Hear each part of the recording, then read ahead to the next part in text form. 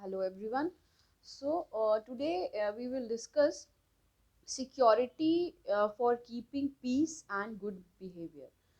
इसकी ज़रूरत क्यों पड़ती है सिक्योरिटी लेने की? जैसा आपको खुद को पता है कि पुलिस और जो प्रशासन है, जजेस हैं, उनका जो कान लॉ का जो काम होता है वो होता है प्रोटेक्ट करना सोसाइटी को किसी भी जो इलीगल या अनपीसफुल जो एक्टिविटी होती है उससे। तो बेसिकली इस चैप्टर में जो कि वन है तो 106 टू 124, बट इम्पॉर्टेंट आपके हैं 106 टू 117। तो इसमें आपका मेंशन इन जनरल मैं आपको बताती हूँ, सिर्फ सेक्शन बाद में बताएंगे। इन जनरल क्या है कि इसमें अगर जज जो मजिस्ट्रेट है वो किसी इंफॉर्मेशन अगर उसको कोई रिसीव होती है उसके थ्रू, या सुओ मोटो अगर उसको ऐसा लगता है कि जो व्यक्ति उसके जुरिस्डिक्शन में रह रहा है उससे सोसाइटी को किसी तरीके का हार्म हो सकता है, या जो सिचुएशन पीसफुल है वो डिस्टर्ब हो सकती है, तो वो उस व्यक्ति को शो कॉज नोटिस सर्व करेगा कि क्यों ना जो है आप ये जो क्यों ना हम आपको अरेस्ट कर लें अगर आप इससे बचना चाहते हैं। तो जो सिक्योरिटी है वो श्योरिटी के साथ आप डिपॉजिट कर दीजिए, और वो टाइम लिमिट भी मेंशन है। हर पर्टिकुलर जो किस मैटर में हम सिक्योरिटी ले रहे हैं, पीस के लिए ले रहे हैं या हैबिचुअल ऑफेंडर से ले रहे हैं या किस तरीके से ले रहे हैं, उसमें एक टाइम लिमिट है। ऐसा नहीं कि आज मैंने श्योरिटी दे दी है अपने लिए कि अगर भविष्य में ऐसा कुछ होता है तो आप मुझे अरेस्ट कर सकते हैं अगर ब्रीच होता है तो ये नहीं कि फॉर एवर के लिए वो श्योरिटी मानी होगी। उस श्योरिटी का जो एक टाइम लिमिट डिसाइड है, तो हर सेक्शन में टाइम लिमिट अलग है, उस पर ज़्यादा ध्यान रखिएगा। चलिए स्टार्ट करते हैं। सेक्शन 106। सेक्शन 106 कहता है security for keeping peace on conviction. ठीक है, अगर कन्विक्शन के वक्त जो है कोई श्योरिटी देना चाहता है या मजिस्ट्रेट को लगता है, ये जुडिशियल ऑर्डर होता है, this is a judicial order for security for keeping peace which may be passed whenever a person has been convicted. ठीक है, अगर वो एक पर्सन कन्विक्ट हो रहा है तो उस वक्त ये जुडिशियल ऑर्डर पास किया जा सकता है कि आप श्योरिटी देंगे that that a convict person of a subject mention किसी और, ये किस मैटर में कन्विक्ट हुआ है, ये एक सब सेक्शन 2 इसमें मेंशन है 106 में, जिसके छोटे छोटे मैं आपको बताती हूँ कि एग्जैक्टली मेंशन क्या है। 1062 में क्या मेंशन है? 153A, 153A का है आपका आईपीसी, आप सबने पढ़ा होगा तो मुझे पक्का पता है, आपको पता होगा। 153A एंड बी बात करता है creating enmity between two groups. ठीक है, 349 बात करता है यूजिंग फोर्स, 350 बात करता है क्रिमिनल फोर्स की, 351 बात करता है असॉल्ट की, 359 बात करता है एफरे की, और 506। तो ये सारे अगर मैटर में कोई व्यक्ति कन्विक्ट है तो जुडिशियल ऑर्डर के थ्रू उससे श्योरिटी ले ली जाएगी। जैसे ये सब्जेक्ट्स जो हैं इनके अगर कोई कन्विक्ट है तो of abating any such offense and is of opinion that it is necessary to take security from such person। अगर जज को ऐसा लगता है, मजिस्ट्रेट को ऐसा लगता है, और कौन से मजिस्ट्रेट को, या तो कोर्ट ऑफ सेशन होगा या मजिस्ट्रेट ऑफ फर्स्ट क्लास को ही 106 में पावर है कि वो श्योरिटी के लिए शो कॉज या श्योरिटी के लिए और जुडिशियल ऑर्डर जो है वो इशू कर सके। Court at time of passing of sentence order him to execute a bond with or without surety। ठीक है, for the period not exceeding 3 years, जो वो श्योरिटी होगी उसका जो पीरियड है वो 3 साल के बियॉन्ड नहीं होगा। अगर किसी को ऐसा लग रहा है मजिस्ट्रेट को कि ठीक है इनको कन्विक्ट तो कर दिया है बट इनके कन्विक्शन के बाद भी हो सकता है कि प्रॉब्लम्स क्रिएट हो जाए, तो सिर्फ और सिर्फ पीस सिक्योर करने के लिए, क्योंकि फिर उस व्यक्ति की लाइबिलिटी हो जाएगी चीज़ों को मैनेज करना। ठीक है, क्योंकि फिर ऑफकोर्स अगर हम चाहेंगे भी कुछ करना तो हम नहीं करेंगे क्योंकि हमारी श्योरिटी कोर्ट में जमा है। ठीक है, और वो आप जानते हैं फोरफिट हो जाएगी अगर हम किसी भी जो श्योरिटी का क्लॉज है उसको वायलेट करते हैं। Order can be made by, और 106 का ऑर्डर कब दिया जा सकता है? अपीलेट कोर्ट भी दे सकती है, और कोर्ट जो कि रिवीजन का पावर एक्सरसाइज करती है वो कोर्ट भी ये ऑर्डर दे सकती है। तो दिस इज ऑल अबाउट 106। कौन दे सकता है? कोर्ट ऑफ सेशन और judicial magistrate of first class, किस किस मैटर में? टू, ये आपको 1062 सब क्लॉज में मेंशन है, और कितने टाइम के लिए होगा? 3 years के लिए श्योरिटी वैलिड होगी। अब बात करते हैं 107 की, security for the keeping peace in other cases. Other cases means apart from these convictions cases. So deals with apprehension of a future imminent breach of peace. उन केसेस में जहां एप्रीहेंशन होता है फ्यूचर पीस के breach के लिए, वहां पर एग्जीक्यूटिव मजिस्ट्रेट जो होता है, याद रखिएगा इसमें क्या है, executive magistrate on an information that any person is likely to commit a breach of the peace or disturb the public tranquility or to do any unlawful act. तो वो मजिस्ट्रेट जो एग्जीक्यूटिव मजिस्ट्रेट है वो show cause issue करेगा why he should not be ordered to execute a bond with or without sureties. लेकिन ये जो bond और श्योरिटी होगी वो 1 साल से ज्यादा के लिए नहीं होगी, इसका टाइम लिमिट है 1 साल. सो in 107 magistrate has power to drop the proceeding initiated under 107 at any stage if there be a fresh material soon as he is satisfied that there is no danger of breach of peace. ठीक है, तो किसी भी वक्त 107 में जब हमने issue कर दिया है, शो कॉज और श्योरिटी ले ली है, लेकिन उस सिचुएशन में मजिस्ट्रेट किसी भी वक्त जब उसे ऐसे मटेरियल्स उसके सामने मिल जाते हैं कि अब कोई भी इमिनेंट डेंजर या पीस को ब्रीच नहीं होगा, तो वो ऐसी श्योरिटी को रिलीज भी कर सकती है. ठीक है, अब आते हैं सेक्शन 108. तो सेक्शन 108 कहता है security for good behaviour from person disseminating seditious matter. सबसे पहले तो डिसएमिनेटिंग का मतलब होता है टू स्प्रेड इंफॉर्मेशन और टू स्प्रेड समथिंग. तो ये होता है डिसएमिनेशन का मतलब, to spread something. A seditious matter मतलब सेडिशियस क्या होता है, सेडिशियस आपको पता है जिसमें ऐसी बातें होती हैं जो कि स्टेट के या गवर्नमेंट के अगेंस्ट होती हैं. ठीक है, ये सेडिशन आपने पढ़ा होगा, आईपीसी में भी पढ़ा होगा सेडिशन, सेडिशियस मैटर. तो बेसिकली ये पूरा सेक्शन कहता है कि उन लोगों से गुड बिहेवियर का जो श्योरिटी है वो लेगा कोर्ट जिनके ऊपर जो लोग सेडिशियस मैटर्स जो है स्प्रेड करने में, डिस्ट्रीब्यूट करने में इन्वॉल्व हैं. इसमें भी एग्जीक्यूटिव मजिस्ट्रेट है. An executive magistrate after receiving an information, when he receives an information within his jurisdiction, कोई भी person है either orally or in writing or in any other manner intentionally, या तो वो व्यक्ति ओरली या राइटिंग में और किसी अदर मैटर में इंटेंशनली जो है डिसेमिनेट कर रहा है और अटेम्प्ट कर रहा है डिसेमिनेट करने की और अबेट कर रहा है डिसेमिनेशन का, क्या, any matter the publication of which is punishable under 124A.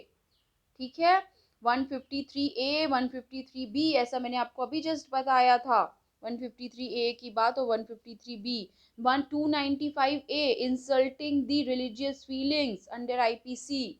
तो अगर इन सारे मैटर से रिलेटेड कोई डिस्ट्रीब्यूट करता है ओरली और राइटिंग में या अबेट कर रहा है डिस्ट्रीब्यूट करने का, तो आप शो कॉज देंगे. सेकंड इसी में आता है एनी मैटर कंसर्निंग अ जज acting or purporting to act in the discharge of his official duty, किसी जज से रिलेटेड है. और नेक्स्ट आएगा puts in circulation any obscene matter of referred in section 292 IPC. 292 आपको पता है ऑब्सीन मैटर्स जो होते हैं उनके डिस्ट्रीब्यूशन पे रोक है, तो वो डील करता है 292. तो अगर इन तीनों में से किसी भी तरीके का जो मैटर है वो अगर आप डिस्ट्रीब्यूट कर रहे हैं या अबेट कर रहे हैं डिस्ट्रीब्यूशन का ओरली और इन राइटिंग, तो आपको जो एग्जीक्यूटिव मजिस्ट्रेट है वो ऑर्डर दे सकता है कि आप अपने गुड बिहेवियर के लिए श्योरिटी दीजिए. Show cause such person that why he should not be ordered to execute a bond with or without surety. लेकिन इसमें भी जो श्योरिटी है वो 1 साल के लिए होगी, 1 साल के बियॉन्ड आपको रिन्यू करना पड़ेगा.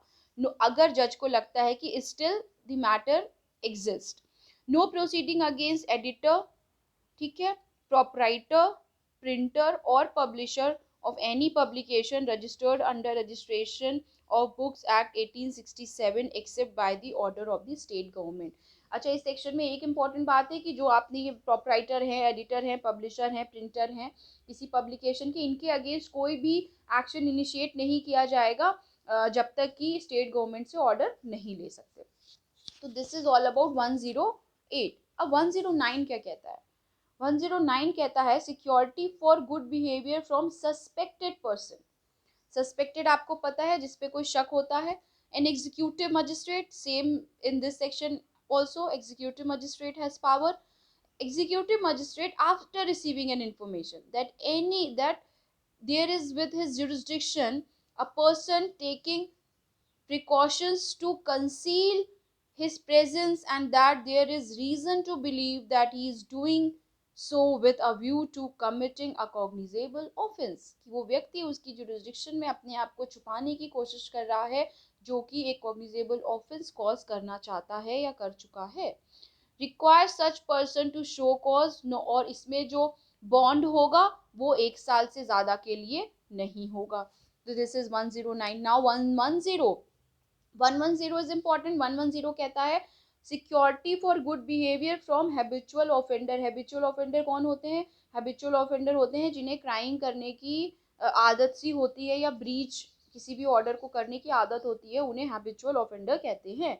इसमें भी executive magistrate, after receiving information that there is in his jurisdiction a person who is by habit a robber, housebreaker, thief or forger, or by habit a receiver of a stolen property, or by habitually protects or harbors thieves, or aids in concealment of disposal of stolen property, or habitually commits and attempts to commit or abates the commission of the offense punishable under 12th chapter of IPC, that is kidnapping, abduction, ठीक है, and under 489A, 489B, 489C and 489D। इन सारे जो चीजें हैं वो भी अगर कर चुका है, एक नहीं, दो नहीं, 3 बार, तो उसको भी। एंड लास्ट है हैबिचुअली कमिट्स और अटेम्प्ट्स टू कमिट और abates the commission of any offense under one or more of the following, means A to H तक जितने भी हेड दिए हुए हैं उनमें से कोई भी ऑफेंस किया हो उसने, offence punishable under any other law, किसी और लॉ में भी अगर पनिशेबल ऑफेंस है वो भी उसने कमिट किया है तो इस सो।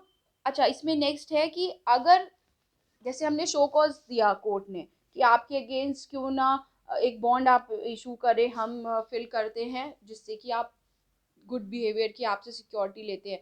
तो इसमें क्या होता है कि जो पर्सन है उसको कोर्ट के सामने प्रेजेंट होना पड़ता है, बट कुछ केसेस में जैसे इसमें दिया हुआ इन्होंने मेंशन किया हुआ है कि जो कोर्ट है वो डिस एक जो है वो डिस्पेंस भी कर सकता है पर्सनल अपीयरेंस के लिए। डिस्पेंस मतलब होता है वो उसको रिलीव भी ग्रांट कर सकता है कि आपको पर्सनल अपीयरेंस अगर नहीं देनी है तो अपने लॉयर के थ्रू भी आप श्योरिटी दे सकते हैं। अच्छा, नेक्स्ट आता है so desperate and dangerous as to render his being at large without security hazardous to the community. मतलब अगर वो कम्युनिटी के लिए इतना डेंजरस है तो मजिस्ट्रेट इंफॉर्मेशन के बाद शो कॉज उसको देगा कि आप भाई बॉन्ड आप एक हमें दीजिए विथ श्योरिटी कि आप इस तरीके का जो ब्रीच है वो नहीं होगा, और होगा तो you will be held liable for that. इसमें जो है वजह से 106 में 3 इयर्स की श्योरिटी थी, ये 110 में भी 3 इयर्स की ही जो आपकी श्योरिटी है वो वैलिड रहेगी। अब हम बात करते हैं 111 मतलब 111, ऑर्डर टू बी मेड। कैसे ऑर्डर होगा? और हमें रिसीविंग मिल गई, शो कॉज कर दिया, बट उसका ऑर्डर कैसे होगा? ऑर्डर होगा when a magistrate acting under 107 to 110 deems it necessary to require any person to show cause under such sections, he shall make an order in writing setting for the substance of the information received, the amount of the bonds to be executed, the term for which it is to be fixed for, and the number, character and class of sureties if any required। तो ये जो है ये एक order का आप proforma कह सकते हैं, ये मेंशन है। Failure to comply with the requirements of section 111 would vitiate the will vitiate the preliminary order and consequently the जो भी होगा, जो अगली प्रोसीडिंग्स होंगी वो उस पर अप्लाई करेंगी, मीन्स अरेस्ट और ये सब जो होगा वो फिर अप्लाई करेगा। 12 क्या कहता है? 112 कहता है when person present in court it shall read over to him. तो जो ऑर्डर कोर्ट ने बनाया होगा अगर व्यक्ति कोर्ट में प्रेजेंट है तो उसको पढ़ के सुनाया जाएगा। आपको पता होना चाहिए कि आपके जो ये ऑर्डर है वो क्या है और क्या नहीं है। सेक्शन 113, सम्मन और warrant in case of person not so present, अगर व्यक्ति शो कॉज के बाद भी प्रेजेंट नहीं हुआ है तो उसके लिए सम्मन और वारंट इशू होगा। ठीक है, अब देखते हैं 114 कहता है copy of order to accompany summons of warrant, मतलब जो ऑर्डर कोर्ट ने दिया हुआ है जिसका जिक्र हमने 111 में किया है, वो ऑर्डर की जो कॉपी है वो सम्मन और वारंट के साथ अटैच की जाएगी। 115 कहता है power to dispense with personal attendance, which I just told you earlier that court के पास ये पावर होती है कि अगर आप पर्सनली प्रेजेंट नहीं होना चाहते हैं तो आपकी डिस्पेंस का मतलब होता है कि आपको रिलीफ दे सकते हैं कि आप पर्सनली प्रेजेंट नहीं होइए और अपने लॉयर के थ्रू आप प्रेजेंट हो सकते हैं। 116 कहता है inquiry as to truth of the information, of course अगर कोई इंफॉर्मेशन रिसीव हो रही है तो बिना किसी इंक्वायरी के आप किसी व्यक्ति को श्योरिटी या बॉन्ड लेने के लिए मजबूर नहीं कर सकते हैं। सो provided for inquiry by the magistrate after a notice and order are served upon a person under section 112 or after summon or warrant issued under 113 to ascertain the truth of the information। ठीक है, inquiry and trial as per सम्मन cases होंगे 116 में। 1 में कहता है inquiry is a full judicial inquiry, evidence is being taken in the presence of a parties charge. ठीक है, तो जिस जिस तरीके से समन केसेस में पूरा ट्रायल होगा ना, इंक्वायरी कंडक्ट करते हैं, अभी मैं आपको बताऊंगी लेटर ऑन, उसी तरीके से इसमें भी इंक्वायरी होगी। 1163 सब क्लॉज 3 कहता है provides for an interim bond if immediate measure are considered necessary for the prevention of breach of peace। तो interim bond का भी है कि इंक्वायरी चलती रह रही है बट अगर कोर्ट को लगता है कि interim जो ब्रीच ऑफ पीस हो सकता है, मतलब इमिनेंट और इमीडिएट ब्रीच ऑफ पीस हो सकता है, तो इंटरिम बॉन्ड का भी ऑप्शन अवेलेबल है। 116 सब क्लॉज 4 कहता है in case of habitual offender or dangerous character person, the evidence of general reports has been made admissible, it may be the evidence of general opinion of neighborhood or community। ठीक है, कि एक व्यक्ति जो बहुत dangerous character का है और हैबिचुअल ऑफेंडर है तो उसके लिए जनरल एविडेंस का मतलब है यहाँ पे कि जो नेबरहुड है, आसपास के लोग हैं, उनकी स्टेटमेंट भी एडमिसिबल होगी एज एन एविडेंस। 1165 कहता है joint trial of 2 or more person are permissible in these matters, joint trial जो है वो परमिसिबल है। 1166 कहता है inquiry shall be completed within 6 months from the date of commencement, and if not so completed it shall stand terminated। ठीक है, अगर 6 महीने के अंदर जब कमेंसमेंट हो जाती है इंक्वायरी का, अगर वो फिनिश नहीं होती है तो inquiry shall be termed as आपका terminated unless the special reason or reason the magistrate otherwise direct. ठीक है, अगर स्पेशल रीजन मेंशन नहीं होता है तो इंक्वायरी 6 मंथ के बाद टर्मिनेट कर दी जाती है।